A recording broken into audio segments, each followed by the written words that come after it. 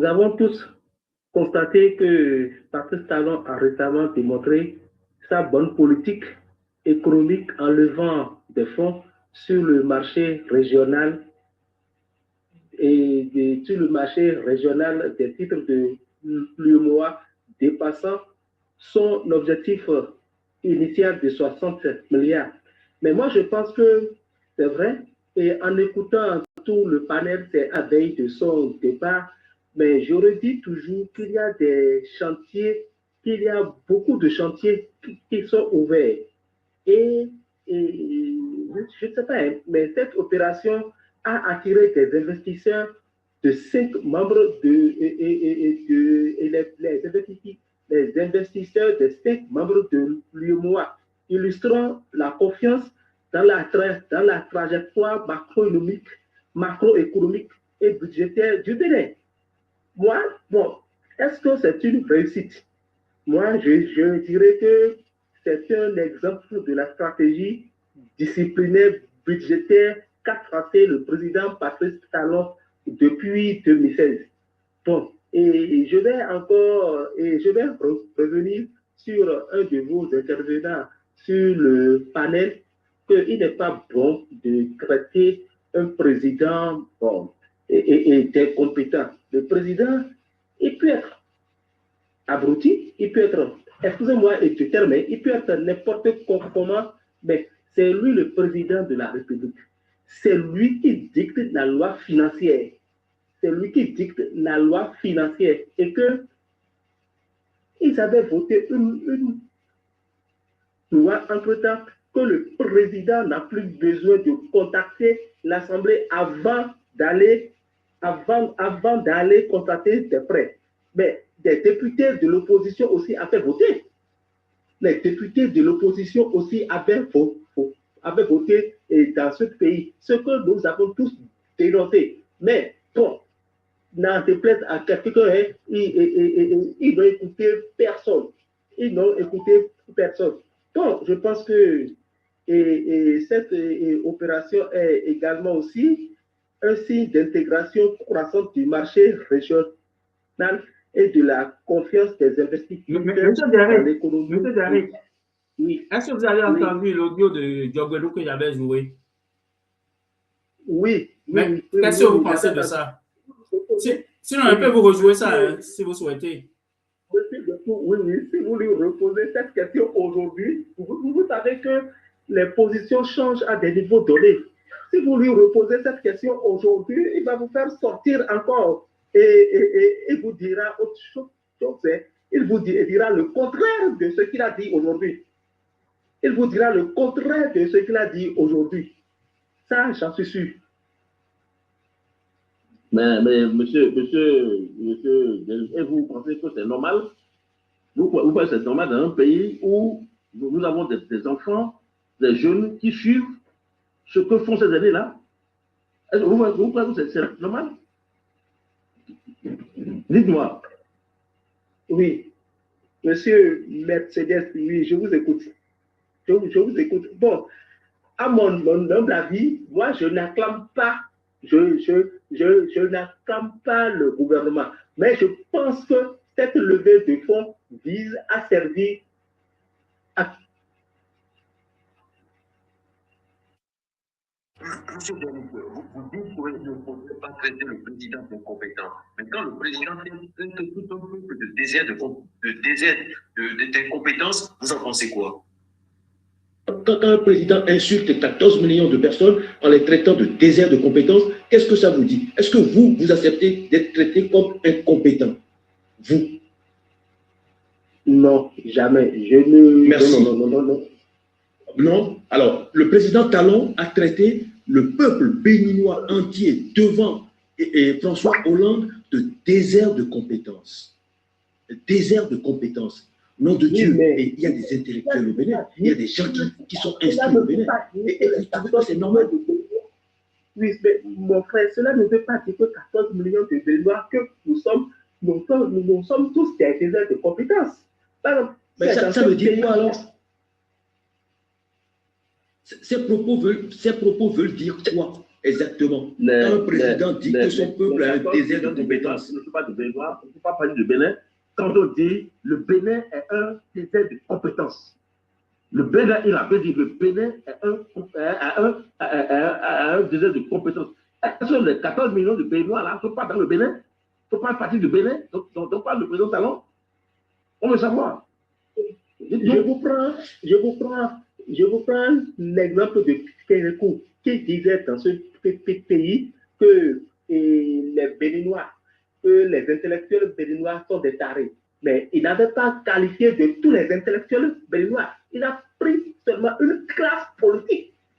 Mais est-ce que, monsieur Derrick, est-ce que vous comprenez le français? Pardon, excusez-moi. Excusez-moi. Oui. Le français est clair. Le français est clair. On dit les intellectuels.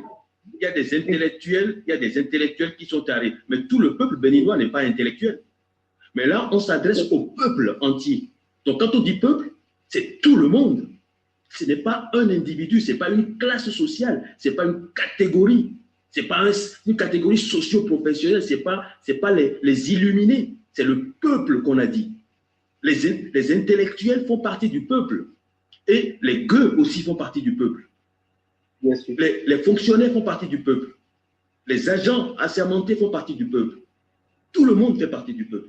Donc, quand on traite un peuple de désert de compétences, c'est tout le monde y compris lui-même, puisqu'il est le premier à gouverner un désert de compétences. Quelqu'un qui gouverne un désert de compétences, on l'appelle comment? Dites-moi. Non, monsieur. C'est une question que je pose. Je n'invente rien. Hein. Aujourd'hui, moi, je n'invente rien. Mais je ne vous répondrai pas à cette question pour vous faire... Bon, merci. J'ai compris. Je ferme mon micro.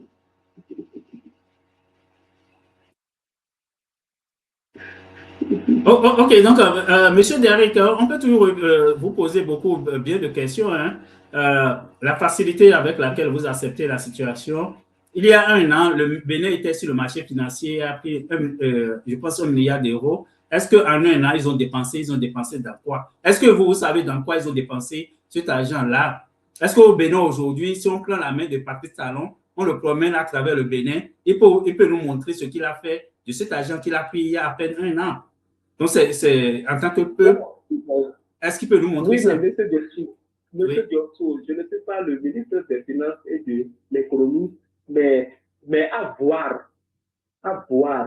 Et ce qui se passe au Bénin, je dis toujours les nombreux chantiers ouverts de part et d'autre dans tout le Bénin, du septentrion au sud. Vraiment, et on sent que le Bénin bouge. Et puis, économiquement, il faut toujours aller lever des fonds pour terminer un temps soit peu les chantiers ouverts.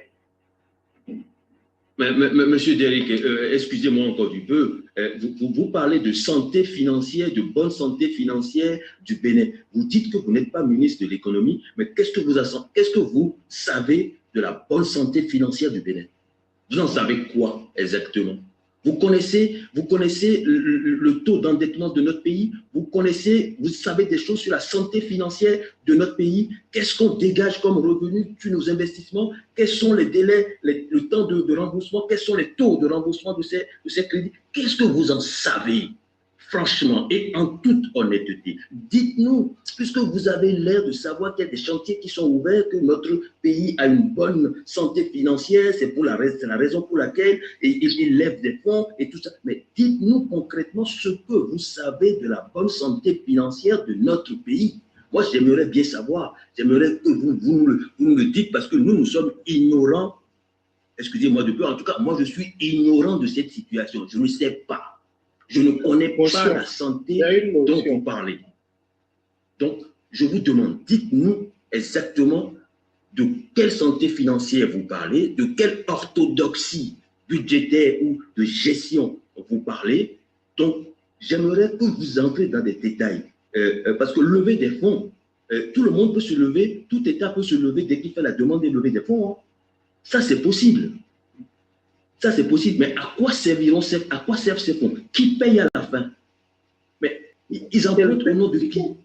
Oui, mais C'est le peuple qui paye. Attention. Et le peuple n'a pas le droit de Ok, oui, les amis. Je- Oui, les amis, Maître Diagbé a une motion. Oui, monsieur Derrick, une seconde, monsieur Derrick. On revient à vous. Maître Diagbé, prenez votre motion. Merci beaucoup. Je voudrais dire aux uns et aux autres que le débat que vous êtes en train de faire là maintenant ne nous avance pas. Parce que c'est des choses que nous savons. Si nous allons nous mettre à critiquer ça, on ne va pas avancer. On est à un niveau aujourd'hui où c'est arrivé à la gorge de tout le monde. Que ce soit le peuple, que ce soit même le pouvoir, c'est arrivé à la gorge de tout le monde. C'est-à-dire, j'ai transcrit littéralement ma langue quand je dis c'est arrivé à la gorge de tout le monde. Maintenant, qu'est-ce que moi je veux dire par rapport à cette position de désert de compétences et tout? Moi, je vais dire ceci. Écoutez bien ce que je vais dire. Ne réagissez pas, écoutez jusqu'à la fin. Je vais dire simplement que Talon est un génie. C'est un génie parce qu'il a su déceler la faiblesse de la classe politique et la faiblesse du peuple béninois. Il a su tellement déceler qu'il sait comment manipuler et avoir tout le monde. Et je confirme, quand il dit que le Bénin est un désert de compétences, il a totalement raison. Je le dis aujourd'hui, j'avais toujours pensé qu'il a insulté le peuple. Mais je me suis rendu compte, depuis la dernière consultation de TOFA, qui a eu lieu le 9 janvier 2026, je me suis rendu compte qu'il avait totalement raison et qu'il est un génie. Il a su manipuler tout le monde et il a su connaître les failles, les faiblesses de tous les hommes politiques, de toute la classe politique et de tout le peuple. Et il vous a eu. Et jusqu'à aujourd'hui, personne ne veut réfléchir de fond en comble, faire toutes les analyses nécessaires pour se rendre compte où se trouve la faiblesse qu'il a su utiliser.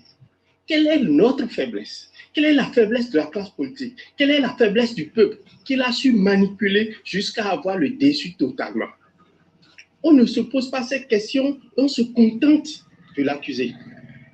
Je ne dis pas qu'il est beau, je ne dis pas que tout ce qu'il fait est bon. Tout le monde me connaît. Tout le monde sait que ce qui n'est pas bon, je le décris, je le dis. Mais Dieu m'a donné un certain discernement qui me permet d'analyser les choses et de me remettre en cause chaque fois. Pourquoi j'ai échoué? Moi-même, je me pose chaque fois la question. Où est-ce que j'ai échoué? Où est-ce que j'ai mal fait? J'analyse. Donc, je voudrais que chacun se remette en cause pour voir où se trouve la faille, où se trouvent les faiblesses qu'il a su manipuler, utiliser pour avoir le dessus. Parce que s'il n'y a pas de faille, s'il n'y a pas de faiblesse, il ne peut pas réussir autant. Je vous invite à le faire. Pour ma part, je me rappelle qu'en 2021, avant les élections, j'ai averti toute la classe politique. Même avant l'arrestation de Madougou et de Joël Aïvon, j'ai averti. Et j'ai dit, ça ne faites pas. Si vous faites, vous serez dans de beaux draps.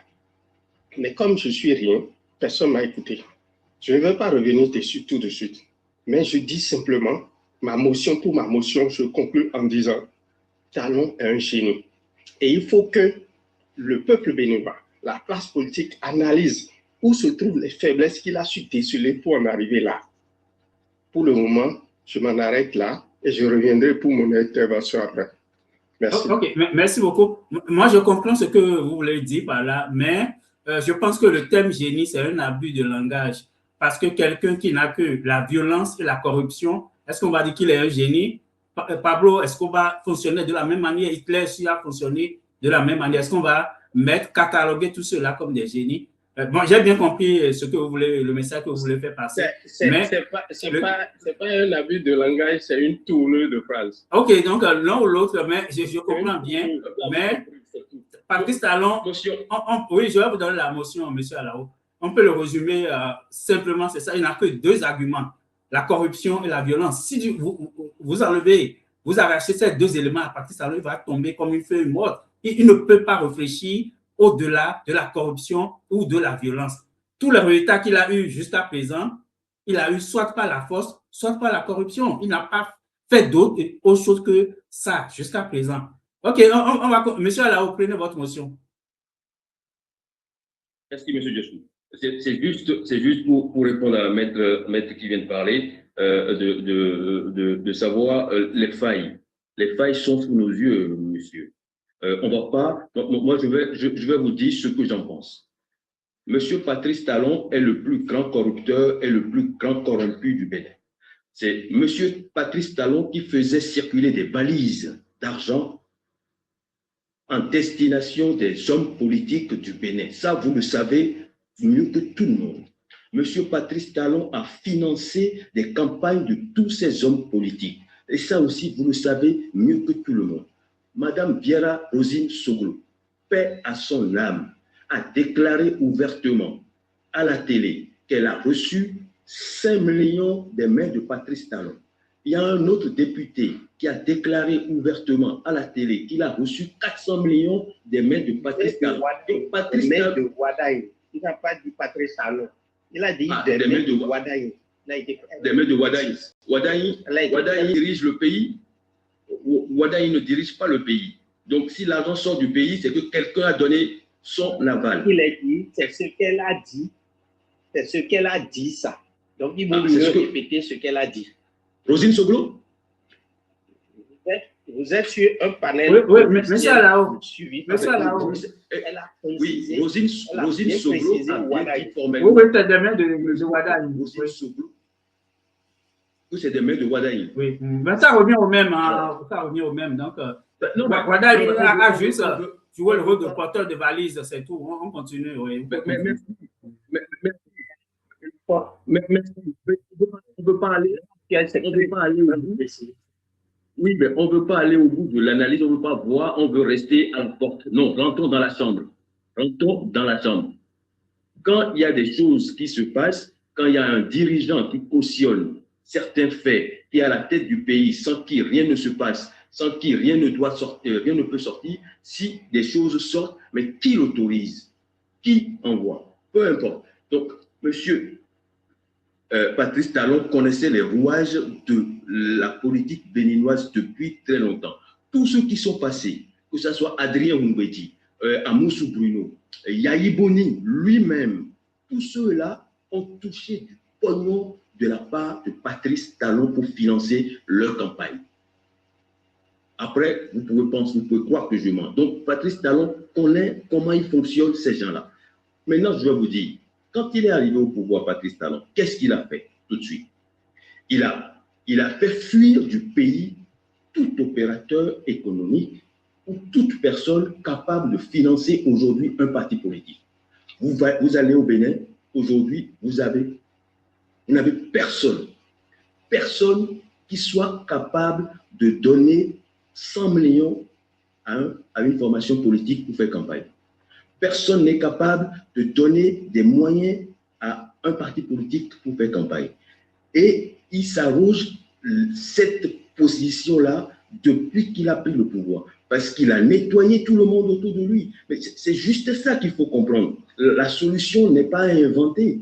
Il a méthodiquement chassé du pays tous ceux qui étaient en capacité de financer un parti politique. Ceux qui pouvaient parler, il les a mis en prison. Ceux qui ne pouvaient pas parler, il les a mis en exil et il les a ruinés, de façon à ce qu'il n'ait pas la possibilité de pouvoir financer d'ailleurs aucune formation politique. C'est ça la réalité qu'on refuse de voir. Et c'est ce qui nous arrive. Donc, ce qu'on dit ici n'est pas méchant ou n'est pas contre quelqu'un, c'est une réalité qui est tangible. Donc, M. Patrice Talon ne veut plus d'opposants au Bénin, ne veut pas d'opposition et ne veut permettre à aucune personne, à part lui, de pouvoir financer une formation politique, puisque lui-même, il était acteur de la chose. Comment les valises circulaient de Cotonou à Porto-Novo, il était au courant. Donc, comme il connaissait ses rouages, il a tout fait pour éliminer toute personne, tout individu capable de faire comme lui. Et j'en ai fini. OK. Le vrai problème qu'on a aujourd'hui, c'est parce que les gens pensent, ceux qui sont au pouvoir, bien sûr, pensent qu'on peut tout faire au nom de la politique. on peut tordre le cou à la loi, on peut kidnapper ce qu'on veut, qui on veut, on peut déverser les armes achetées par l'argent du contribuable sur ses propres compatriotes. Et tout ça là, c'est au nom de la politique. Sur ce même panel, les gens sont venus nous dire, c'est la politique et c'est parce que c'est la politique qu'on peut tout faire. Malheureusement, c'est pour compléter ce que vous avez dit, même en ce qui est du domaine du légal, c'est-à-dire quoi? Si on prend le cas du parti Les Démocrates, non seulement il a refusé de leur rembourser les frais de campagne des élections de 2023, mais l'argent que l'État devrait leur payer, c'est comme le Bénin, c'est devenu, on l'a dit plusieurs fois, il est devenu un bien personnel. Donc, il peut décider ce qu'il veut, comme il le veut. L'argent qui est inscrit dans la loi, qui doit revenir au parti régulièrement reconnu, il a refusé de leur verser l'argent. Donc, tout ça, c'est de la délinquance. Il n'y a rien de génie dans ce qu'il fait. Il n'y a rien de génie. C'est de la pure délinquance politique. Et ça, tout le monde, je l'ai toujours dit, tous les Béninois qui sont prêts à user de la délinquance vont arriver au même résultat que Patrice Talon a obtenu aujourd'hui. Si vous êtes prêts à kidnapper des gens, à chasser vos compatriotes du pays, ceux qui résistent, qui sont à l'intérieur du pays, vous les jetez en prison. Si vous êtes prêts, assis dans un bureau, à ordonner à l'armée qu'on peut déverser des armes létales sur des patriotes, sur des compatriotes qui manifestent à main nue, vous allez arriver au même résultat qu'on a aujourd'hui au Bénin. Donc, c'est ça la réalité du pays, malheureusement. OK. Le fils de l'homme, est-ce que vous êtes là? Le fils de l'homme, est-ce que... Oui, je suis là. OK, vous pouvez prendre la parole, oui. Oui, je suis là. Ok, ben, bonsoir à tous, bonsoir à tout le monde sur le panel. Je crois que c'est intéressant quand même de voir que sur ce panel, il y a des gens encore qui continuent de croire que nous avons un bon président au Bénin. C'est intéressant parce que on arrive à déceler un peu les failles que ces personnes-là ne perçoivent pas. Parce qu'au Bénin aujourd'hui, vraiment, je voulais dire que ça ne va pas. En tout cas, nous qui sommes au Bénin, nous savons très bien que ça ne va pas. Soit en termes de démocratie, en termes d'économie. Celui qui est en train de parler d'économie, qu'on a fait des prêts, qu'on est en train de travailler dans tout le Bénin, ben, il voit mal. Parce que le Bénin ne se résume pas seulement à Cotonou et à Ouidah. Il n'a qu'à remonter un peu vers le nord pour voir si l'argent qu'on est en train d'emprunter par-ci, par-là, que nous allons rembourser sur des décennies, est-ce que cet argent-là travaille vraiment pour tout le Bénin? C'est la question qu'il faut se poser. Parce que si cet argent ne travaille que pour une seule partie du Bénin, ce n'est pas juste. Et puis les gens du Nord s'en offusquent tout le temps. Moi, j'ai lu sur une page Facebook la dernière fois, il y a une dame qui a posé plus de 10 questions au président pour savoir qu'est-ce que le Nord lui a fait pour que l'argent qu'on est en train d'emprunter au nom de tous les Béninois ne travaille que dans le Sud. Vous voyez, donc c'est des trucs quand même palpables. C'est-à-dire ce que nous disons ici, c'est des trucs qui sont palpables, c'est des trucs qu'on voit, on voit la réalité. Si aujourd'hui on dit que Talon a fait partie de tout le monde du Bénin, il n'y a plus personne pour faire campagne, pour financer quelque chose, c'est des choses qui ne passent pas, c'est des trucs palpables que nous voyons aujourd'hui. Et quand on voit comment les choses se passent, comment on a détruit le seul parti de l'opposition, c'est clair que ce monsieur-là ne veut pas qu'il y ait d'autres personnes. C'est lui seul le plus intelligent du Bénin. C'est lui qui fait tout au Bénin. C'est lui qui chante. C'est lui-même qui joue le tam-tam. C'est lui-même qui danse. C'est-à-dire qu'il fait tout. Et puis personne aujourd'hui au Bénin n'est capable de faire quoi que ce soit. Et quelqu'un a dit dans les commentaires tout à l'heure, la ruse et la rage. Hein, la ruse et la rage. Et Biafrika l'a rappelé encore tout à l'heure. La violence, en fait, la violence. Parce qu'aujourd'hui, ben, on ne peut plus parler au Bénin. On ne peut plus parler au Bénin. C'est vraiment dommage pour mon pays. Avant, quand on veut faire un vote, nous connaissons la ferveur. Nous connaissons ce qui se passe dans le pays quand il y a vote. Vous voyez, non? Il y a des conciliabules, il y a des négociations, il y a des alliances qui se forment, qui se déforment, qui se font, et on sent quand même de l'effervescence. Mais regardez aujourd'hui, un taux de 36%. Et puis, il y a des gens pour justifier que 36%, que c'est déjà satisfaisant. C'est pathétique simplement. Franchement. Merci, je m'en arrête là d'abord. Ok, merci beaucoup. Le résistant, vous pouvez prendre la parole. Le résistant, si vous entendez, vous pouvez prendre la parole. Les amis, tapotez, partagez le live et puis ceux qui nous suivent sur Facebook et YouTube aussi, vous pouvez aimer partager le live. Juste, je suis en train d'ajouter, Maître Diagbé, je suis en train de vous ajouter, j'ai la main maintenant aussi comme modérateur. Comme ça, ça va m'aider au cas où j'ai des dysfonctionnements encore. OK. Le résistant, est-ce que vous m'entendez ou pas? S'il n'est pas prêt, je pense que l'autre, c'était Papa du Maréchal. Est-ce que vous m'entendez? Papa du Maréchal. Est-ce que... Je suis prêt pour prendre la parole. S'il n'est pas prêt, je pourrais prendre. OK. J'attends un peu. OK, Maître Diagbé, allez-y. Alors, je pense que les autres ne sont pas encore prêts. D'accord, merci beaucoup. Mon intervention va se focaliser sur globalement la gestion du pouvoir pendant les 10 ans, sur le comportement de l'opposition en général et enfin sur ce qu'il faut faire. Sur la gestion globale, nous sommes tous d'accord en majorité, pas à l'unanimité, mais en majorité, nous sommes tous d'accord que ça n'a pas été une très bonne gestion. Une gestion assez calamiteuse sur plusieurs plans. C'est vrai qu'il y a quelques points qu'on peut apprécier et qui sont extrêmement rares. Donc, le côté négatif a absorbé les quelques points rares qui sont acceptables. Cela se note par les élections, les dernières élections. Je ne voudrais pas aller dans les détails de la gestion, mais quand je prends les dernières élections, les élections législatives, le président Talon lui-même, il avait dit à la fin de son mandat qu'il voulait être porté en triomphe. Et il a fait un discours à l'Assemblée nationale et dans ce discours, il a été très satisfaisant, très suffisant et il a montré que tout est bon, tout a été très bien fait. Mais malheureusement, les élections qui ont suivi quelques semaines après son intervention ont démontré totalement le contraire. En 6% du taux de participation, c'est alarmant.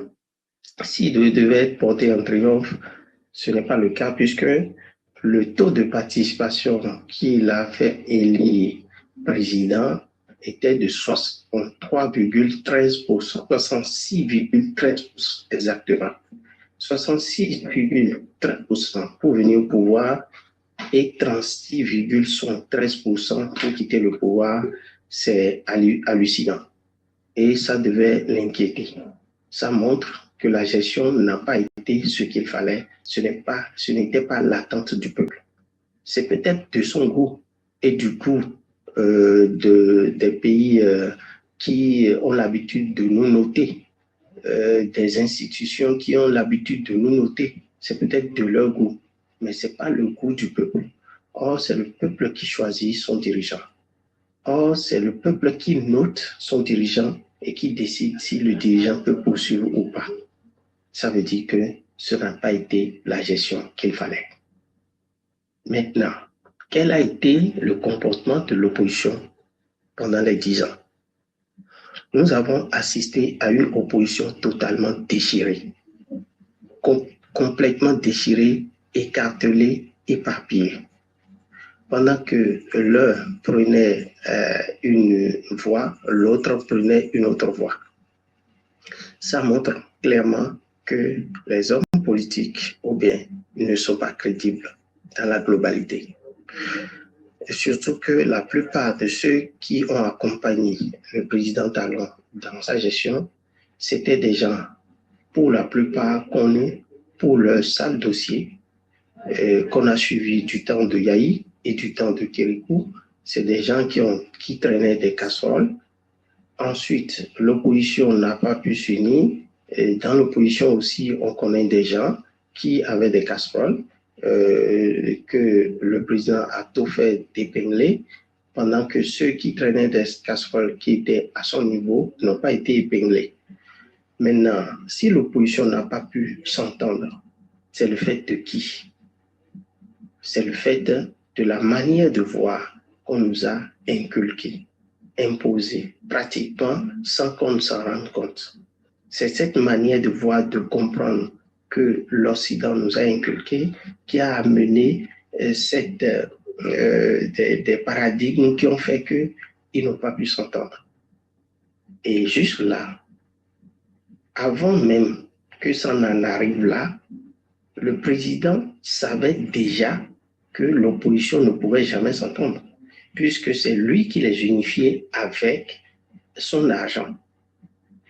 Pour celui qui est intervenu à Lao et autres, je sais bien de quoi je parle. C'est pourquoi quand Biafrika dit, je vous comprends, mais moi je sais bien de quoi je parle. Quand je dis qu'il a utilisé les faiblesses, c'est parce qu'il savait que les hommes politiques béninois ne s'entendent jamais. Et que les hommes politiques béninois ne défendent jamais l'intérêt du peuple. Ils ne défendent que leur poche, que leurs propres intérêts. Et Talon savait ça avant de venir au pouvoir. Et c'est ça qu'il a utilisé, c'est ça qu'il a manipulé. Alors, est-ce que dans ces circonstances, le peuple va continuer par avoir des leaders comme ces gens-là? Est-ce que aujourd'hui, quand le peuple a un leader comme Yahi Boni, est-ce que c'est un bon leader? Est-ce que aujourd'hui, quand le peuple a un leader comme Bruno Amoussou, est-ce que c'est un bon leader? Nous avons vu ces leaders à l'œuvre. Nous avons vu la plupart de ces leaders marchander. Est-ce que le peuple peut avoir aujourd'hui un leader comme Adrien Ngweji? Non, pardon. Le peuple se trompe.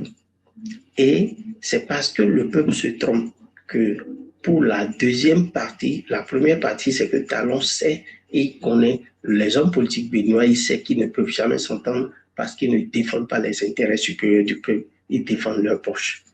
La deuxième partie, que Talon a compris, c'est que le peuple suit des hommes qui sont nuls politiques, des hommes qui ne défendent pas les intérêts du peuple. Et Talon sait également cette faiblesse du peuple. Le peuple ne suit que les hommes.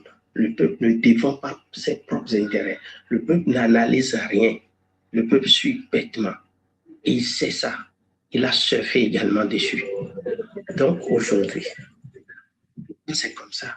Et on sait que celui qui défend les intérêts du peuple, c'est celui-là que le peuple combat. Vous avez vu pendant combien de temps on a combattu Candidat Zanaï dans ce pays? Quand il défendait le peuple, quand il expliquait ce qu'on faisait subir au peuple, vous avez suivi. Il prêchait presque dans le désert. C'est pratiquement au dernier moment que le peuple a commencé par comprendre que ce monsieur disait ce qu'il fallait. Malheureusement, nous en sommes là aujourd'hui. Alors, quel est le devoir du peuple? Le devoir du peuple, quel est ce devoir-là? Est-ce que le peuple a compris son devoir? Est-ce que le peuple sait que c'est lui qui choisit celui qui doit rester à sa tête? Est-ce que le peuple sait que c'est lui qui doit demander des comptes à celui qui l'a choisi? Est-ce que le peuple sait ça? Si c'est le cas, le peuple doit savoir que maintenant, il a son destin en main. Et s'il a son destin en main, est-ce qu'il faut choisir de suivre un homme politique ou bien il faut choisir de suivre les intérêts du peuple? Et les intérêts du peuple sont où aujourd'hui? Qui doit voter? C'est le peuple. Si le peuple décide d'aller voter, il sortira même à 80%. Si le peuple décide, je veux voter, il sortira à 80%. Si le peuple dit, je veux surveiller les urnes et qu'on ne me volera pas, le peuple est capable de le faire. Je sais, j'ai suivi les élections de 2016 et j'ai vu comment le peuple a surveillé les urnes de bout en bout, sans être payé, sans avoir reçu de l'argent pour ça. J'ai sillonné au moins à moi tout seul 10 bureaux de vote. Et j'ai vu comment le peuple, sans avoir pris de l'argent chez qui que ce soit, restait éveillé, suivait les urnes. Et pendant qu'on devait déposer les urnes, ils ont pris ces médias pour suivre les urnes jusqu'au lieu où on doit déposer. On a déposé les urnes dans les arrondissements. Ils sont restés là, à surveiller, jusqu'à ce qu'on amène au niveau de la Sénat. Ils sont restés là, à la porte. Quand ça démarre, ils démarrent avec. Vous avez vu ce peuple? Oui. Ce peuple-là est où aujourd'hui? Pourquoi ce peuple-là ne peut pas faire la même chose? Si le peuple décide de mettre une fourmi à la tête du Bénin, le peuple réussira. Si le peuple décide de mettre une mouche à la tête du Bénin, le peuple réussira.